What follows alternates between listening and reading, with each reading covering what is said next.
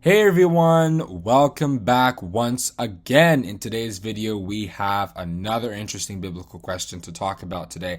And that question is, what is the meaning of Genesis chapter 12, verse 3? Specifically the phrase, I will bless them that bless thee, and curse him that curseth thee.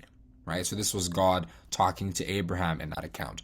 So if we read it from verse 1, we'll see that God revealed to Abraham that he had a very big plan spanning many generations that would involve Abraham and his descendants. This was a plan very dear to God's heart, right? He was building up a nation that would be dedicated to his service, a people that he could call his own, right? If you read Deuteronomy chapter 7, verse 6, it was like the apple of his eye. If you read Deuteronomy chapter 32, verse 10, and Zechariah chapter 2, verse 8.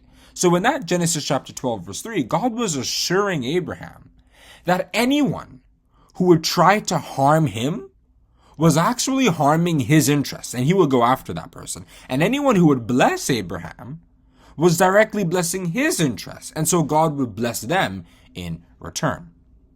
You know, Isaiah chapter 54, verse 17 is a very popular text among Christians that conveys a very similar meaning to Genesis chapter 12, verse 3. Right? When God was speaking specifically about his purpose on earth, he said, no weapon that is formed against thee shall prosper, and every tongue that shall rise against thee in judgment thou shalt condemn. This is the heritage of the servants of the Lord, and their righteousness is of me, saith the Lord.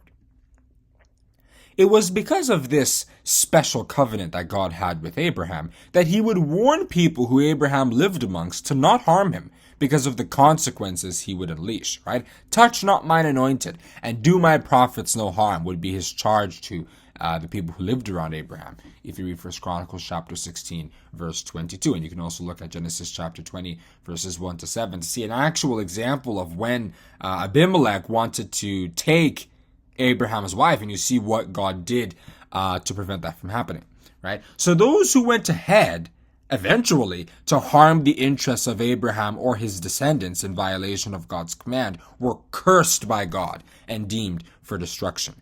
The Amalekites, unfortunately, had made this terrible mistake and saw the severity of God. If you read Deuteronomy chapter 25, verses 17 to 19, and 1 Samuel chapter 15, verses 1 to 3 was where God actually commanded King Saul that they should be destroyed because of that. And you can also look at Romans chapter 11 and verse 22, right? Behold the goodness and severity of God, right? Upon them which fell, severity, but toward thee goodness, if thou continue in his goodness, otherwise thou also shall be cut off.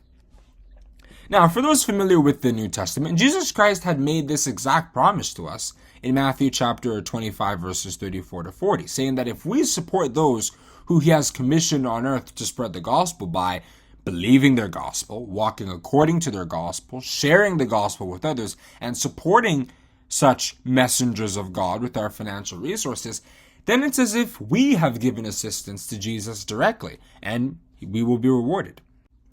Then shall the king say unto them on his right hand, Come, ye blessed of my Father, inherit the kingdom prepared for you from the foundation of the world.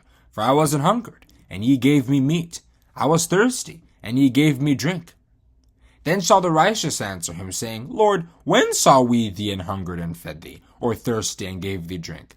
And the king shall answer and say unto them, Verily I say unto you, insomuch as ye have done it unto one of the least of these my brethren, ye have done it unto me. Right? See also John chapter 5, verses 22 to 23, and Matthew chapter 10, verses 41 to 42. And just as an addition, Jesus had also said, Blessed are the merciful, for they shall obtain mercy, in Matthew chapter 5, verse 7. Jesus, let me just note this, Jesus was a special person also in the sight of God as Abraham was, right? God famously introduced him to humanity in Matthew chapter 3, verse 17, when he said, This is my beloved Son, in whom I am well pleased.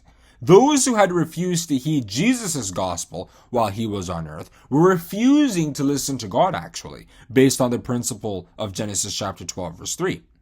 God commanded using Moses in Deuteronomy chapter 18, verses 18 to 19, that when he would send his only begotten Son to the earth, all would have to heed his voice. I will raise them up a prophet from among their brethren, like unto thee, and will put my words in his mouth. And he shall speak unto them all that I shall command him.